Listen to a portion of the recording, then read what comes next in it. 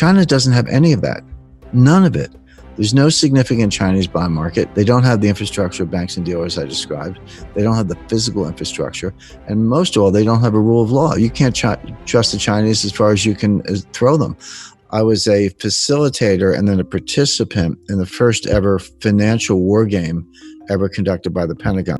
We did this at a top secret location called the Warfare Analysis Laboratory. One of the things we did there, I was on the China team. I wanted to make it realistic. So I said, let's lie, cheat, and steal, because that's what Wall Street does, and that's a more realistic game. So I recruited a friend of mine who's fluent in Russian to be on the Russian team, and I had dinner with him before we went down to the laboratory. And I said, look, here's the plan. I'm going to persuade my China team colleagues to basically announce a new gold standard. And we've accumulated enough gold, and we're going to say for now on, our currency is backed by gold. We're going to put the gold in Switzerland to keep everybody happy. We're going to issue notes from a bank created in London under English laws to keep everybody happy. Here's the thing. We're going to say from now on, if you want our exports, you have to pay for us in this new currency. We're not taking dollars anymore. And furthermore, and if you want some of this new currency, you can deposit your gold in Switzerland and the bank will issue you some currency, so you're in the system. Or you can trade with us and run a surplus, and then we'll pay you in the currency and you can use that to buy our stuff, or we'll give you loans. But one way or another, we're done with the dollar. And obviously this is very forward leaning, but the whole idea of a war game is to help the Pentagon think 5 or 10 years ahead. So the first thing that happened when you go to your embassy or conclave, you come out and you stand up at the podium, you announce your plans, and then everybody reacts and it's discussed, et cetera. The first thing that happened is there was a group. So we had the red team, the yellow team, the blue team, as the case may be, and they're all different countries or areas. But there's a white team, which are the referees. They decide what you did. And the first thing they did when we announced the gold move, they ruled it as an illegal move. They said, no, that's not in any of our scenarios. You can't do that. And I stood up, and about 100 people in the room. There's 3-star generals, CIA, FBI. I said, wait a minute. I said, this is a war.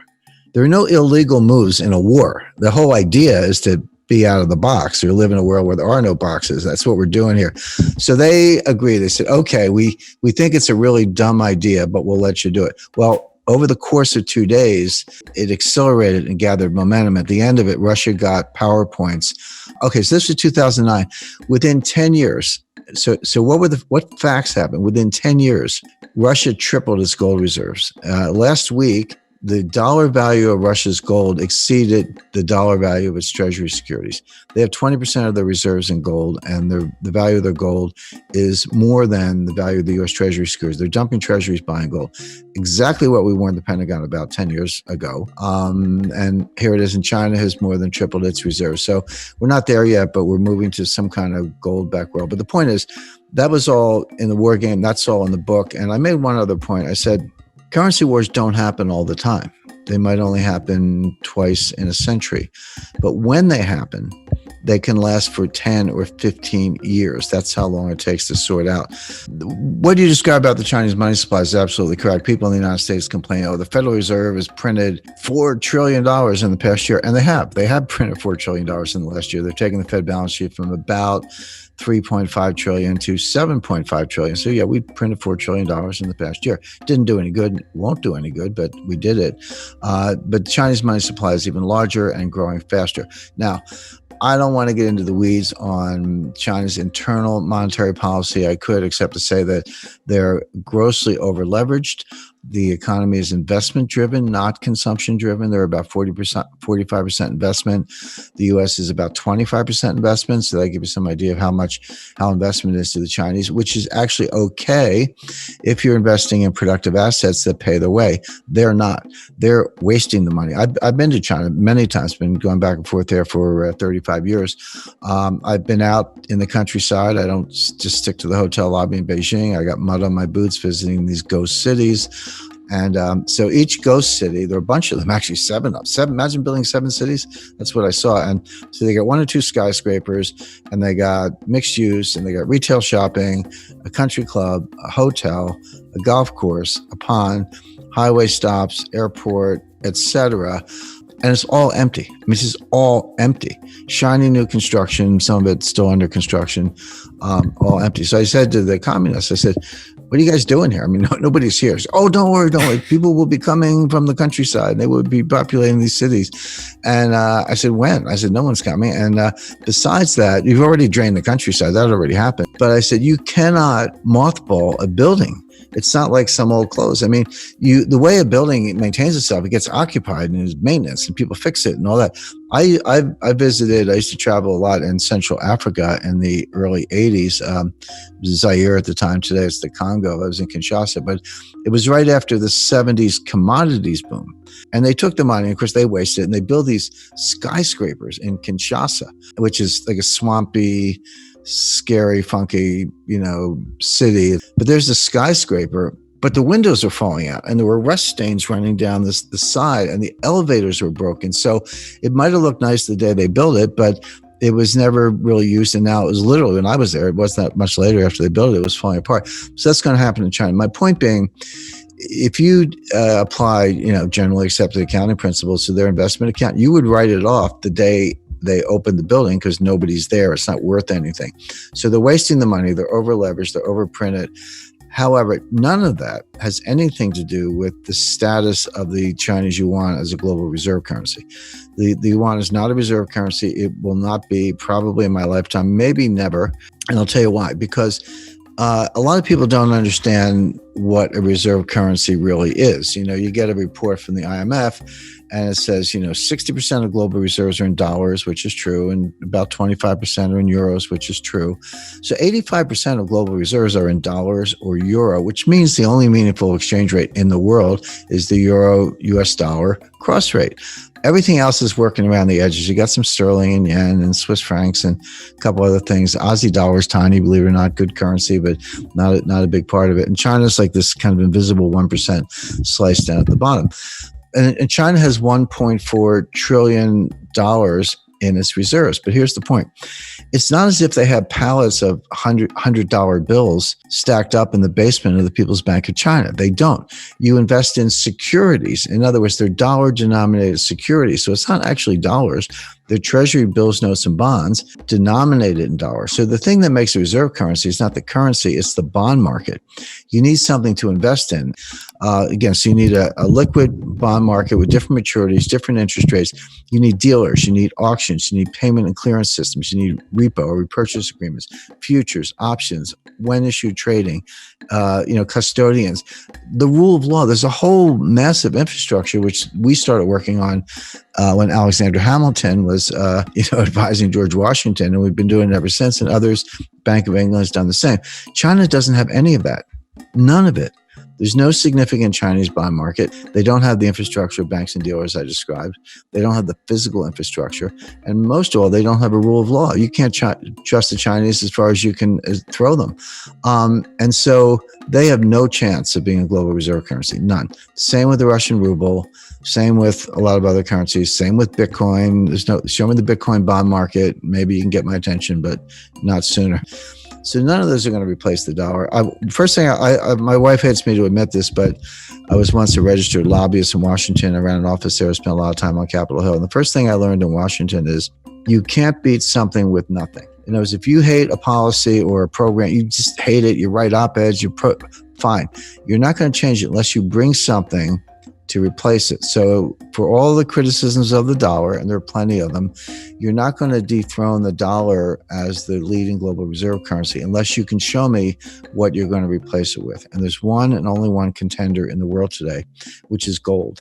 So that's a whole other conversation. I'm not saying we're going to be on a gold standard tomorrow. As far as China's concerned, China's a house of cards. It's going to collapse. It's going to be ugly. Hard to say when, but probably sooner than later. And they know it. And they're not going to be a global reserve currency. So we can put China to one side, but China's a house of cards. Now, getting it back to the United States, the first point, let's talk about stimulus first. So the Fed printed $4 trillion. Congress, we had $1 trillion, what are called baseline budget deficits going into the pandemic. So with no pandemic, we were going to have $1 trillion deficit in 2020 and 2021. Now, Congress put $3 trillion on top of that with rescue and bailout programs last March, April, and May. That was the CARES program, payroll protection plan, aid to hospitals, extended unemployment benefits, higher unemployment benefits, etc. I'm not saying any of those things were bad. It was needed to keep things from getting a lot worse. But we put $3 trillion on top of this. So there's $4 trillion for fiscal 2020. They just did $1 trillion last week in the kind of final days of the Trump administration. So that's $5 trillion. And Biden has announced his plan. He's going to have a $2 trillion rescue bailout, so-called stimulus plan now. So that's $7 trillion plus the $1 trillion baseline for fiscal 2021. So there's $8 trillion in deficit spending in 2 fiscal years, $4 trillion of money printing by the Fed. Now, those are the numbers. That's not projections. That's baked in the pie. Just don't call it stimulus. It will have no stimulative effect. Does it, again, as I say, keep the lights on? Yes. Would just some people keep their jobs last spring because their employer got payroll protection plans? Yes. Did other people benefit from increased unemployment benefits? Yes. Was a lot of that necessary because things were in such bad shape? Yes. So I'm not arguing that side of it, but it does not stimulate. It's not going to get us out of the depression. Let me be very specific as to why, because I don't make claims without backing it up. On the money supply, you can print all the money you want, but Milton Friedman was wrong. The monetarists are wrong. The Austrian school is wrong. Money printing does not cause inflation. What causes inflation is something called velocity, which is the turnover of money. The money has to be lent and spent. Banks have to be lenders. People and businesses have to be borrowers. You have to be spending it, get it in circulation, in other words, in order to potentially to have some inflation. And that's the technical name for that is velocity. Velocity is dropping, sinking like a stone. And by the way, it's been dropping since 1998. It dropped faster in the 2008 crisis. It's dropping faster today, but the trend has been very steeply down for the last 22 years. And so, nominal GDP, so the dollar value of all goods and services, leaving aside inflation, that's what we mean by nominal value. Nominal value of gross domestic product is money supply times velocity. How much money is there and how much does it turn over? Multiply one by the other, and that's your nominal GDP. And I remind people that $7 trillion times zero is zero, meaning you can print the $7 trillion, but if you don't have any velocity, you don't have an economy. And so you can understand monetary policy is a desperate race between increasing money supply and declining velocity. One offsets the other so that you barely keep nominal GDP where it is. In fact, it's going to go down about 6 or 7%. We're not getting back to 2019 levels of output. If you take 2019 as your baseline, we're not getting back to 2019 levels till 2023 at the earliest. We're not getting back to 2019 levels of job creation, the number of people who have jobs, until 2025 at the earliest. That's why I call it a depression, not a recession. Now flip over to fiscal policies. Like, hey, they're sending everybody $2,000 checks, and they are. The people are going to get those checks. And so the Wall Street, which usually gets things wrong. That's the first thing you got to know about Wall Street, because they don't really care about you. They care about rap fees and how they make money. So they're saying, all right, they're going to send out the $2,000 checks, and people are going to get those checks, and they're going to run right out. And they're going to buy a car, a refrigerator, paint the kitchen, whatever it may be. No, the first two things are true. They're going to spend the money, and they're going to borrow the money, and they're going to send people the checks. But when people get the checks, they're not spending it. What they're doing, they're saving it. They're either paying down debt, which is equivalent to savings, or they're putting the money in the bank, which is savings. So certainly if you lost your job, you're not going to take your friends out to dinner. You're going to throw the money in the bank or pay the rent. But even if you didn't lose your job, you look around, like maybe your spouse lost his job. Maybe your neighbor lost his job. Maybe you think you're next, like you have a job, but you're worried you're going to get fired next week. So you save it. And the name for that, economists call that precautionary savings, or, plain English, it's saving for a rainy day, except it's raining everywhere.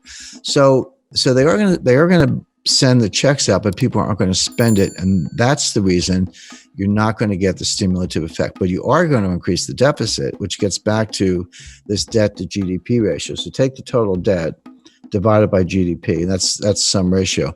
The research is very convincing, very clear. A number of studies show this, that up to about 90%, so 90% debt to GDP, you get a little bit of something called a Keynesian multiplier, meaning you borrow $1, you spend $1, and you get $1.10 of GDP, or you get $1.05 of GDP. And it works maybe temporarily, but it works when people won't spend the money the government can. That's the idea. But when the debt to GDP ratio goes above 90%, that's what physicists call a critical threshold or a phase transition. Now you're through the looking glass.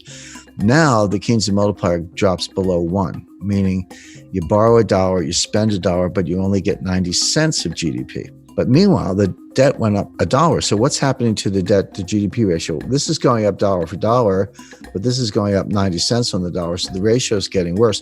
Guess what the US debt to GDP ratio is today? The answer is it's about 135%. So we're way past that 90% threshold.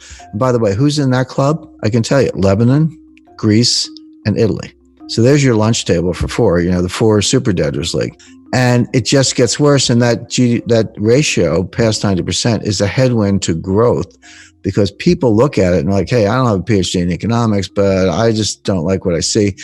And people understand correctly, and this is the behavioral adaptation that policymakers on Wall Street do not understand. But the behavioral adaptations, people look at it and say, I don't know how this is going to end, but it's going to end. We're either going to have a default, or we're going to have something like hyperinflation to make the debt go away, or they're going to raise my taxes.